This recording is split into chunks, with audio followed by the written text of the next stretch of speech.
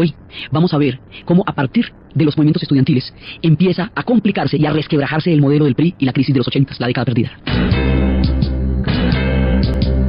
Una fiesta aquí en la prisión, la fiesta de los presos empezó a tocar, tocaron rock and roll y todo se animó, Juan se paró y empezó a cantar el rock, todo el mundo a bailar, todo el mundo en la prisión, volvieron a bailar el rock. A la cárcel fueron a dar todos los estudiantes del 68, la gente de Tlatelolco que estábamos viendo la vez pasada. La vez pasada estábamos viendo cómo un movimiento estudiantil, que empezó en el mismo contexto de los movimientos estudiantiles del mundo entero, va a recibir en México la represión más brutal que se pueda uno imaginar y la más desproporcionada con respecto a la capacidad y al alcance del movimiento. Esto fue, digamos, una barbaridad porque rodearlos con nidos de ametralladoras y empezar a disparar sobre una multitud en una plaza llena donde había muchachitos de bachillerato, donde había muchachos desarmados, donde había familias, porque era un complejo residencial, el complejo de Tlatelolco, va a ser un crimen histórico de unas proporciones incalculables que a la postre le va a costar la credibilidad y la legitimidad del PRI, no de manera inmediata, pero esto va a ser un punto de quiebre. La gran escritora e intelectual, uno de los personajes más protagónicos del mundo de las letras mexicanas, Elena Poniatowska, escribió un libro que se llama La noche de Tlatelolco. Ese libro son testimonios, voces, es prácticamente un libro en el cual se están gritando, es un libro gritado, están las fotos que se tomaron durante toda la época de las manifestaciones, toda la época de la plaza, las campanas, la llenada del Zócalo, los letreros en las aulas, todo lo que va pasando hasta lo que queda en la plaza, cuando ya todo el mundo ha sido recogido, la cantidad de estudiantes en prisión. Por eso empezábamos con el rock de la prisión, que era con lo jocoso que suena la canción. A esta gente le tocó una represión durísima, durísima, los van a encarcelar por mucho tiempo. El libro también muestra las fotos de la morgue, los muchachos, los adolescentes, los padres llevando las flores a los caídos, muestra a la gente en las cárceles, toda la tragedia que se desató. Ahora, este movimiento, el mundo supo lo que pasó relativamente porque la escritora Oriana Fallaci en ese momento era corresponsal del Observatorio de Italia y por eso logró salvarse. Ella estaba allá, porque esto es antecitos de las Olimpiadas, ¿se acuerdan? Ella estaba allá y de milagro se salvó de la plaza de la muerte, porque ella había ido a conocer la plaza de las Tres Culturas y de puro milagro se salvó. Entonces ella dio la voz internacional. Las voces que se unieron a la protesta fueron las de José Emilio Pacheco, las de Elena Poniatowska, las de Octavio Paz, que renunció a la embajada, Carlos Fuentes, que se opusieron y que, digamos, elevaron sus voces de protesta por el horror que había pasado. Estos movimientos estudiantiles de México eran muy incipientes en términos de alcance político, eran grandes en términos de gente, pero era mucha gente, pero esto todavía no tenía la capacidad, por ejemplo, la capacidad de los estudiantes de París, que en el Mayo francés fueron capaces de hacer una huelga que articulara al movimiento obrero y que parara a Francia durante un mes con la consigna de la imaginación al poder. Tampoco tenían el alcance, por ejemplo, de los estudiantes de las universidades norteamericanas, que en Estados Unidos, que lograron articular a partir de una serie de debates que se hacían en las universidades por las noches, lo que sería el movimiento para parar la guerra del Vietnam, el movimiento antiguerra, que a la postre sería uno de los factores fundamentales e incidentes en el retiro de tropas y en el fin de la guerra del Vietnam, porque llegó a tener una capacidad de generar y de movilizar opinión enorme. Entonces, ellos no tenían, los mexicanos no tenían toda esta capacidad para articular semejante cantidad de movimientos y de cosas. No, ellos apenas estaban, era el primer movimiento, pero era el primer pataleo, era la primera vez que alguien criticaba al PRI, la primera vez que se ponen medianamente bravos, pero fueron tratados como una conspiración. Fueron tratados como si fuera un complot orquestado internacionalmente que fuera a boicotear las Olimpiadas. Bueno, se les vino encima el mundo, el PRI los trató como si fuera una gran conspiración. Esto no era nada de eso. Ya les digo, ni siquiera tenía el alcance que tenían los movimientos en Estados Unidos y Francia. Era un movimiento que estaba empezando y era la primera voz de disidencia del PRI desde que se creó, desde que se estabilizó, desde que logró un consenso como nación. Era la primera vez y habían pasado más de 50 años, pues, digamos, que alguien pudiera decir, oiga, ¿para dónde va el PRI? Fue la primera vez y se les vinieron con todo, porque los trataron más allá de la proporción que el movimiento en realidad tenía. Digamos, no se pillaron qué era lo que estaban pidiendo, cuál era el alcance, qué era lo que pasaba si eran peladitos de bachillerato, hombre. Y les echaron semejante cantidad de ejército y bala que hasta se mataron los soldados entre sí. Ahí se quebró la fe de esta generación en el sistema, en el PRI. Entonces, inmediatamente no se va a notar, porque después van a ocurrir cosas rutilantes, como las mismas Olimpiadas y como el Mundial del 70, que ya veremos, y a la voz de semejantes glorias deportivas y con todo el brillo que eso va a dar, pues no se va a notar lo profundo que fue esta grieta, esta herida que se va a formar acá, pero esto a la postre es lo que le va a quitar la credibilidad de esa generación al PRI, porque la respuesta no pudo haber sido más irracional. Y el hecho de que tanta gente vaya a estar en la cárcel, el hecho de que no haya ninguna investigación que haya llegado a resultar en ningún tipo de sanciones, no hay gente que haya sido apresada por esto, cada vez que abren la investigación la tapan, la prensa fue censurada con respecto a lo que había pasado, todo eso, digamos, la manera como ellos intentaron tapar contra viento y marea lo que pasó en Tlatelolco, podría haber pasado desapercibida para el mundo de repente, pero no lo pasó para los mexicanos. A ellos esto sí les pasó y ellos lo tuvieron perfectamente claro. Y esta nueva generación encontró que en el modelo de la estructura del PRI, para ellos no había salida, no había comprensión, no había entendimiento, no había posibilidades. Ellos sintieron que el PRI no los comprendía. No me comprendes, me dices loco, solo respiro curiosidad. Y si supieras que hay una inmensa sed de ternura dentro de mí, si comprendieras que hay un secreto que a nadie he dicho, porque yo a nadie le hablo de ti. Estos estudiantes van a quedar totalmente borrados antes de que siquiera existan, antes de que esos movimientos tengan algún tipo de orientación política clara. Les va a tocar semejante represión en el año más crítico de la posguerra, el año de 1968. En ese mismo año, habíamos visto la vez pasada, fue la ofensiva del Tet, que es el comienzo de la derrota de los Estados Unidos en la guerra de Vietnam. Esta ofensiva les costó llevar más de 280.000 efectivos más para seguirse manteniendo en combate. Este año es cuando asesinan a Martin Luther King y con eso desatan una rebelión de la raza negra en los Estados Unidos.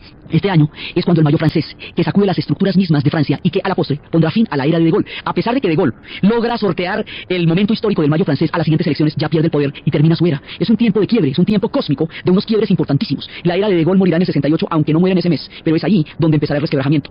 La era del PRI empezará a resquebrajarse con la noche de Tlatelolco. Esto les va a costar muy duro, porque aunque el PRI se reencauche y dure bastante más, antes de su caída es aquí donde se dio el punto de quiebre. Es en el 68, cuando los tanques soviéticos van a invadir la ciudad de Praga, y van a extirpar el movimiento del socialismo con rostro humano. Una reforma hecha desde el socialismo a la ideología en términos de apertura, en términos de libertad, en términos de quitarle el carácter autoritario y dejarle el carácter solidario y convertirlo en un fenómeno de masas del cual se pudiera apropiar la sociedad checa. Era una reforma importantísima porque era un chance de poder modernizarse dentro de la historia, que fue igualmente aplastado por la entrada de los tanques soviéticos, lo que a la postre le va a costar la caída a la Unión Soviética. Porque después, en la perestroika, Gorbachev dirá que la perestroika es el socialismo con rostro humano. 25 años después, cuando esta gente duró en la cárcel casi una vida por haber intentado reformar el socialismo. Entonces, el 68 es un punto de quiebre muy importante porque los grandes discursos, digamos los grandes sistemas, entran en contradicción consigo mismos a partir de hechos muy puntuales, a partir de la noche de Tlatelolco, el PRI, a partir de la invasión de los tanques soviéticos en Praga, la Unión Soviética, a partir de la ofensiva del TET, los Estados Unidos. Entonces, ahí en este punto pasan cosas que van a crear cambios y transformaciones radicales. Aparentemente, en ese momento los movimientos fueron derrotados, pero esos ecos y el mundo que va tejiendo por debajo van a crear condiciones completamente diferentes. Ya esta nueva generación es una generación desengañada. Estos ya no creen que el PRI es la panacea que puede resolver todos los problemas de la sociedad mexicana, porque han visto en carne propia la impunidad, la represión, la brutalidad con que ellos fueron tratados la primera vez que alguien se quejó pues de algo del PRI. Entonces esto va a ser, digamos, un punto de no retorno, aunque se vaya a mover a nivel subterráneo, aunque no vaya a tener toda la cobertura y el escándalo que debería ser el asesinar en una plaza con fuego cruzado y ametralladoras y francotiradores a unos estudiantes desarmados de bachillerato y de universidad junto con un montón de familias que estaban en la plaza. Entonces, esto con las dimensiones tan escandalosas del hecho va a quedar de ladito, va a pasar casi de agache, pues el testimonio de Diana Falachi lo hace conocer en el mundo y los intelectuales mexicanos elevan sus voces de protesta, pero no es suficiente para que el mundo tome la conciencia de lo que realmente significó lo que pasó en México. Esto fue una barbaridad, fue el resultado más adverso y más terrible de los movimientos estudiantiles. Y en Estados Unidos se formó semejante lío que se formó por la matanza de 4 estudiantes en Kent State University, por el protestando contra la guerra de Vietnam, y allá hicieron un escándalo de medios enorme. Imagínense lo que debió pasar en una situación donde una matanza donde murieron alrededor de entre 300 y 3000, porque no es que ni sabemos cuántos, ni hay nadie detenido, ni hay investigaciones, y estos pelados pasaron en la cárcel mucho tiempo, y ni siquiera se podía preguntar por ellos, porque preguntar ya era motivo de intimidación por parte de las autoridades a las familias de los pelados que cayeron en Tlatelolco. Entonces, ¿cómo es que una cosa de estas proporciones, en un momento tan crítico, cuando se están moviendo tantas fuerzas encontradas, tantas líneas de cambio, tantos puntos de choque, va a pasar inadvertido? ¿Qué pasó para que la historia ocultara semejante crimen que había sucedido en ese momento y semejante, digamos, de contradicción consigo misma del PRI, expresado de una manera tan aterradora y tan brutal como lo que pasó en Tlatelolco? Pues es que pasan las Olimpiadas. 2 sucesos inmediatamente después van a desviar la atención y le van a quitar el tono que esto debería haber tenido en su momento y que debería haber tenido en la historia. Y es que por un lado las Olimpiadas, los olímpicos, México se luce, quedan titinísimos, tremendas Olimpiadas, y ahí es cuando la imagen de los atletas estadounidenses haciendo el símbolo del poder negro, el Black Power, alzando el puño en alto sobre el podio, cuando ganan la medalla de oro, de plata y de bronce, va a recorrer el mundo entero como una afirmación que estaba haciendo en ese momento la raza negra en los Estados Unidos, hablando de cómo ellos van a tener el control sobre su propio sentido de autovalía, como lo que habíamos contado, que si usted ya la esclavitud por dentro no hay ley que lo libere, y esto en el deporte va a tener una importancia fundamental. Por eso Cassius Clay se rebautizará Muhammad Ali por la llegada del Islam negro, que es una otra de las formas de autovalía, porque es en ese momento cuando se está descolonizando el África magrebí, el África islámica, y entonces ellos toman esas banderas también para sí. Cassius Clay o Muhammad Ali va a ser uno de los símbolos más importantes del poder negro, porque él, a partir de sus excelentes triunfos, de su grande calidad como boxeador, va a llevar el orgullo de la raza negra a todo el que lo ve. Él siempre dice que él es hermoso, que él es bello, que él es maravilloso, no por megalómano, sino para que los de su raza sientan un orgullo profundo cuando lo ven ganando los pesos pesados, y cuando él no va a Vietnam, lo van a meter en la cárcel por negarse a pelear en Vietnam. Entonces toda la politización de las Olimpiadas y los resultados de las Olimpiadas van a continuar, y el hecho de que las Olimpiadas se hayan hecho sin contratiempos. Acuérdense que la matanza de Tlatelolco se hizo para evitar cualquier contratiempo en las Olimpiadas, desde la paranoia del conflicto internacional, en un momento álgido, cuando las cosas estaban, digamos, en un punto sumamente candente, pero del cual los estudiantes no tenían ninguna responsabilidad en términos de estar involucrados en ningún complot. Entonces las Olimpiadas las sacan adelante las Olimpiadas. Estos son momentos de mucha radicalidad, porque son los momentos cuando habíamos hablado que en los colegios de Los Ángeles, en los Estados Unidos, los chicanos empiezan los movimientos para tener los derechos a una educación universitaria, a una preparación académica que les permita una condición de pie de igualdad dentro de la sociedad norteamericana. Digamos, son momentos cuestionadores, son momentos donde la gente está realmente mirando otra perspectiva del mundo. En ese tiempo pasan las Olimpiadas y no hay problema. Y luego va a pasar algo que casi que sepulta prácticamente lo que pasó en Tlatelolco, porque va a llamar tanto la atención, va a ser tan importante, va a ser un ícono, un referente, un paradigma, un punto de mirada con respecto a la cual comparar si es bueno o no un evento. El Mundial de Fútbol de 1970. En el Mundial de Fútbol del 70 va a suceder la mejor selección de la historia. Es cuando Brasil va a ganar la Jules Rimet, tercer campeonato, la tercera Copa Mundo. Es cuando Pelé, Jairzinho, Tostao, Leao, Rivelino, así con todos los juguetes están en ese momento. Es cuando el Bambino de Oro por Italia, en la final. Es la época de Beckenbauer, es la época, digamos, donde las estrellas que harían del deporte algo grande se enfrentaron en ese año, en ese Mundial. ¿Cómo era que los mundiales se comparan si fueron buenos o no fueron buenos buenos en la medida en que se parezcan o se distancien de México 70. En la medida en que un mundial se le parezca en calidad futbolística, entonces dicen que es un buenísimo mundial. Y en la medida en que un mundial no tenga nada que ver con el espectáculo futbolístico que se dio en ese año, entonces dicen que eso ya nada sirve en el fútbol. Esto es el ícono, es a partir de ahí el antes y después. En la historia de los mundiales es el Mundial de México 70. Entonces esto va a ser tan legendario, va a ser tan fantástico, va a ser tan icónico dentro de la perspectiva de la historia del fútbol como deporte, que ahí se va cualquier cosita que hubiera pasado en México antes de eso. Pues al lado era Pelé, jugando como jugó, jugando contra los uruguayos, jugando y así saltando cuando le iban a dar emboscadas, al lado de todo lo que pasó en eso, pues lo de Tlatelolco queda atrás, primero por las Olimpiadas y luego después por el Mundial. Pero el hecho de que esto quede atrás no quiere decir que se olvide, y no quiere decir que sus consecuencias no vayan a ser a la postre terriblemente dramáticas. Quiere decir que el mundo está maravillado de ver un espectáculo futbolístico nunca antes visto, y probablemente después, porque como lo que pasó en México 70, difícilmente se va a ver en una cancha en la historia. Entonces ese es uno de los momentos paradójicamente más enaltecidos y brillantes de la historia reciente mexicana, por todo el éxito del Mundial, y tienen la sangre detrás y el éxito enfrente, y aparentemente México está en su mejor momento de la historia, pero las líneas de cambio ya se están produciendo. Los negros, oración del mar. Piedad, piedad, para el que sufre. Piedad. México está en su mejor momento. Les han salido como un nulo los diferentes eventos que hicieron, ni más ni menos que unas Olimpiadas y un Mundial en 2 años. De diferencia, eso es una cosa impresionante porque cada uno de esos eventos es un esfuerzo impresionante para un pueblo, y lo hicieron 2. Pero aquí también empiezan a darse los cambios. Es el momento en que por esta época va a morir Lázaro Cárdenas, y cuando muere Lázaro Cárdenas y Siqueiros, una época va muriendo con ellos, esa primera época heroica del PRI. Entonces, cuando pasa todo esto, México había logrado mantener una distancia por el modelo que había creado Lázaro Cárdenas, por el modelo del Pemex y por toda la autonomía y sustitución de importaciones y todo eso. México había logrado un distanciamiento o una neutralidad, digamos, una posición independiente con respecto a los Estados Unidos frente a la geopolítica internacional. Entonces México en la Guerra Fría mantiene una posición totalmente independiente, porque ni acepta el bloqueo a Cuba. México sí va a continuar las relaciones con Cuba a pesar de todo el bloqueo continental que se va a establecer inmediatamente después del triunfo de la revolución. Ni pertenece tampoco a los no lineados, no, ahí está. México es México, y punto. O sea, México está en la suya, se ha ganado las condiciones históricas para poder plantear desde su propia posición cómo es que se va a manejar en la geopolítica y en el mundo exterior, y para poder tener ese tipo de distancias con los Estados Unidos. Entonces ellos van ahí a lo bien, sin problema. Toda esta imagen exterior de México, todo esto va a hacer que México aparezca como una nación sólida, solvente, desde todo punto de vista, muy solvente.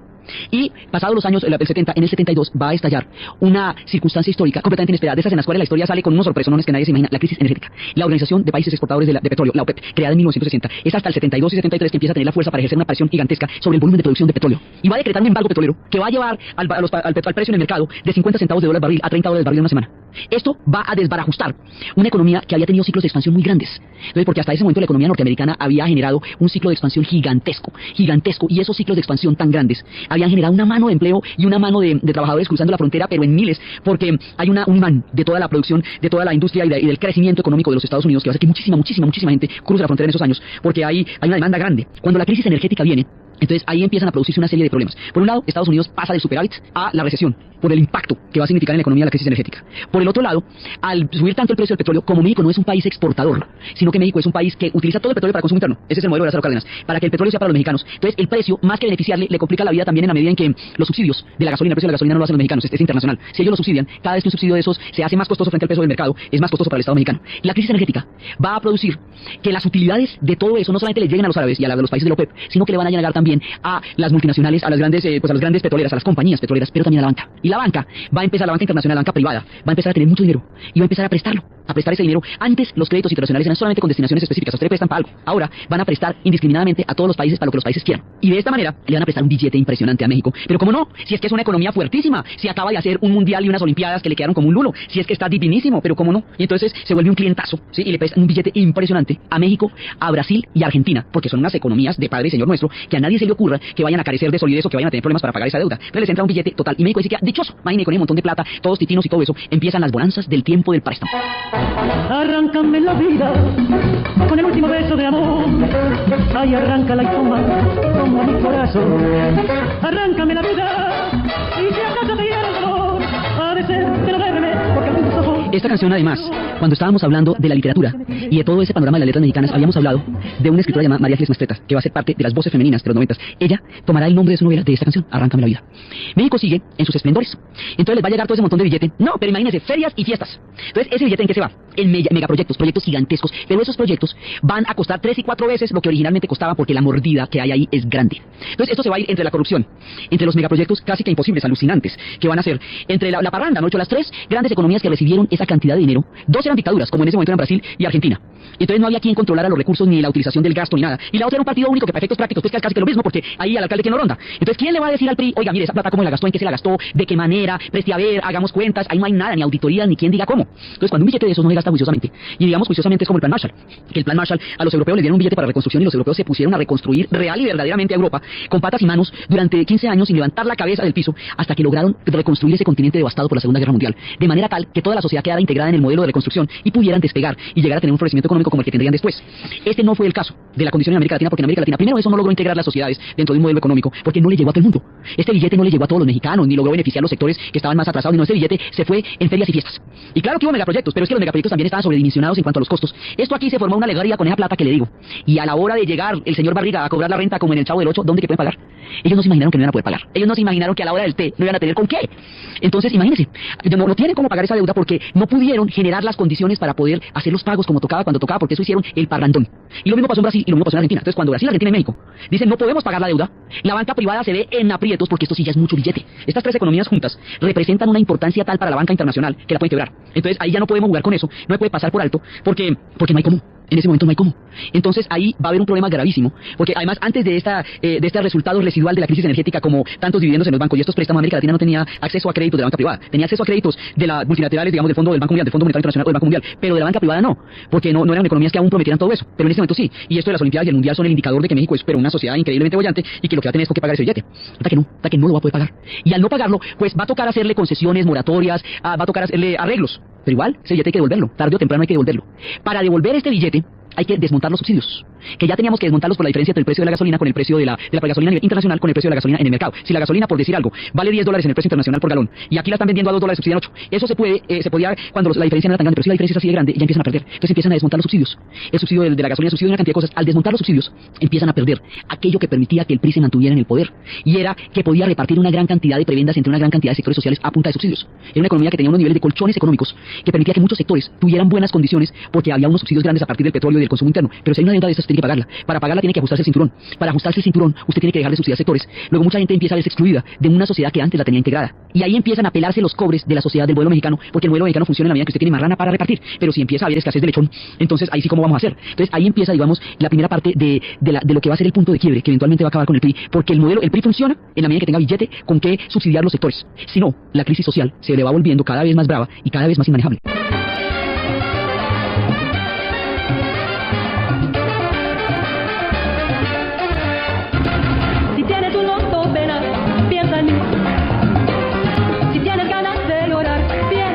Entonces aquí empieza a producirse un fenómeno muy complejo. Por un lado, ya empieza a haber gente que no va a tener subsidios. Esto va a producir pauperización, empobrecimiento de la sociedad mexicana. Y en la frontera de Estados Unidos, primero hubo un imán económico muy grande. Y ahora, pues va a haber una crisis económica muy grande. Entonces esto va a hacer que la frontera se vuelva un punto de posible solución de los conflictos, digamos, de la condición económica tan difícil que empieza a generarse para tanta gente. Entonces aquí, con la crisis económica de la deuda, que se rompen los sistemas de las redes de subsidio del PRI, con lo que va pasando por debajo de tierra con lo de Tlatelolco, el PRI empieza a hacer agua. Ya no es un modelo capaz de contener a toda la sociedad mexicana. La crisis energética hubiera beneficiado al PRI si fuera una economía exportadora de petróleo, pero es una economía que consume el petróleo interno, porque el petróleo es un símbolo, es el símbolo de la unidad, es el símbolo del Pemex, es el símbolo más importante, digamos, de alrededor de la nacionalización de petróleo, fue que Lázaro Cárdenas creó todo el modelo económico mexicano.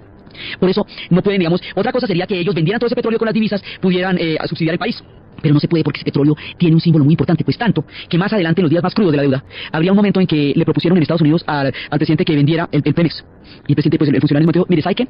Yo le puedo vender el Pemex, no hay problema, pero le pido una condición. Cada vez que aparezca el águila de Estados Unidos en cualquiera de los emblemas, en los billetes, en los edificios públicos, en cualquier lado, usted quítele un ala, que no aparezca sino con una alita, y verá que yo le vendo el Pemex, no hay problema. Entonces dijeron, no, bueno, pues ya te entendí, gracias. Entonces, pues, así era importante el Pemex. Entonces no lo pueden negociar porque la nación se va en eso. Pero así puesto de esa manera, para el consumo interno, la crisis energética no lo alcanza a beneficiar y la deuda sí lo alcanza a perjudicar mucho. Y de eso depende la repartición de puestos, pero también de eso depende que muchos sectores sociales puedan sobrevivir, por un lado. Por el otro lado, en Estados Unidos están pasando varias cosas. Primero, una crisis energética, que a ellos los golpeó particularmente duro. Y segundo, va a haber una revolución tecnológica, que los muchachos de la contracultura, del valle del Silicon Valley, van a crear. En la contracultura hay muchísimos movimientos, pues desde el hipismo, los movimientos por derechos civiles, pero unos pelados de ahí se les ocurre una idea prometeica, que es quitarle el fuego fuego y dárselo a los hombres, quitarle el monopolio a las grandes corporaciones de los computadores y llevarlos a la invención del computador personal. La revolución que van a hacer ellos en las comunicaciones, lo que va a ser la revolución de los computadores, la red que se va a formar, todo esto va a generar que en Estados Unidos el empleo también baje. Va a cambiar el mundo, va a transformar el mundo completamente y va a mecanizar y a robotizar las industrias también en el futuro, porque va a ser mucho más barato tener industrias robotizadas que pagar esa cantidad de trabajadores cuando hay una crisis económica y se va desarrollando una revolución tecnológica. Esto hace que el empleo en ese momento baje en Estados Unidos y se necesita un empleo mucho más calificado y se necesite menos mano de obra. Se puede absorber menos mano de trabajadores y al absorber menos de trabajadores, la cantidad de gente que sigue cruzando la frontera y que cada vez va cruzando más la frontera, se empieza a ver en una sociedad que ya no tiene cómo integrarlos, porque ya no son las épocas de la mega prosperidad de los 60, donde los norteamericanos tenían un nivel de vida tan alto que ya había muchos oficios que no ejercían y que daban un espacio laboral grande a la gente de la frontera, sino que ahora hay desempleo porque hay crisis energética, hay crisis económica y entonces en ese momento ya hay menos posibilidad de absorber gente, pero la gente sigue pasando. Y como la gente sigue pasando, esto se va a complicar. Y se va a complicar porque ya más gente está necesitando ir al otro lado a conseguir comida y en el otro lado está necesitando menos gente. La migración europea ya se acabó. Después de la reconstrucción europea ellos se quedaron allá, reconstruyeron su continente y no volvieron a ir. Entonces toda la migración va a ser latina. Pero esta migración latina, cuyo principal componente es mexicano, tiene cada vez menos chance de ser parte del modo de vida americano, del sueño americano. Entonces ya empiezan los líos de la frontera. Agua del tiempo que corre muerte, abajo tumbas, abajo no volverá. Me muero todos los días sin darme cuenta.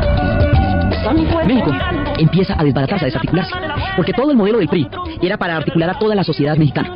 No alcanzó el billete para hacer todo eso, pero bastante se hizo, bastante.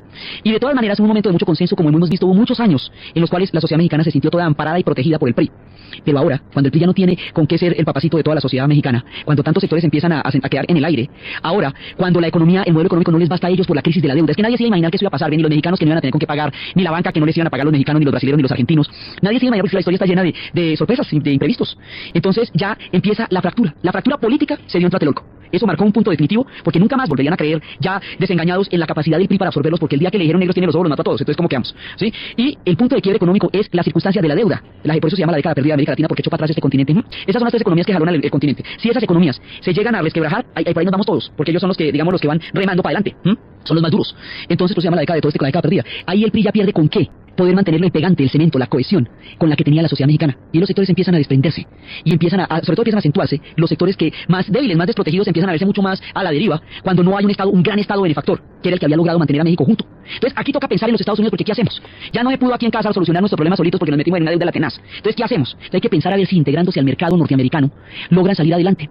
En ese momento Estados Unidos se le antoja a México, como a Estados Unidos le parece China. Digamos, hoy día, un mercado capaz de absorber sus necesidades. Entonces ya el modelo, pero este modelo de Lázaro Cárdenas, el modelo del México orgulloso, el modelo del México propio, mero, del México que se basta a sí mismo, que puede ser todo lo independiente que quiera, que puede mirar de frente a cualquiera con todos los hierros, se rompe con la deuda. Ya no puede seguir. Entonces ya les toca empezar a depender de los Estados Unidos. Y ahí sí nos toca recordar a Porfirio Díaz, pobre México, tan lejos de Dios y tan cerca de los Estados Unidos. Entonces les toca ir y pedirle cacao a los gringos porque queremos. A ver si logran hacer un tratado de libre comercio. Y van a empezar ellos a hacer el tratado de libre comercio, que ellos llaman NAFTA. Y ese tratado de libre comercio, por un lado, va a producir que muchos sectores, porque algunos sectores de la economía se disparen, ¡pah!, y empiecen a hacer billete como locos. Pero por otro lado, profundiza esta crisis económica, porque los sectores que no son capaces de competir, que no pueden competir con el tratado de libre comercio, van a quedar en ninguna parte. Y la crisis social que se viene aquí es de verdad del tamaño de esta sociedad. Entonces, ni los campesinos van a poder competir, ni van a poder competir los indígenas, ni van a poder competir los rotos sociales de los semáforos, el México roto, porque ahí sí no hay ya ni siquiera cosas que arreglar, viene una inyección económica para unos, no para otros.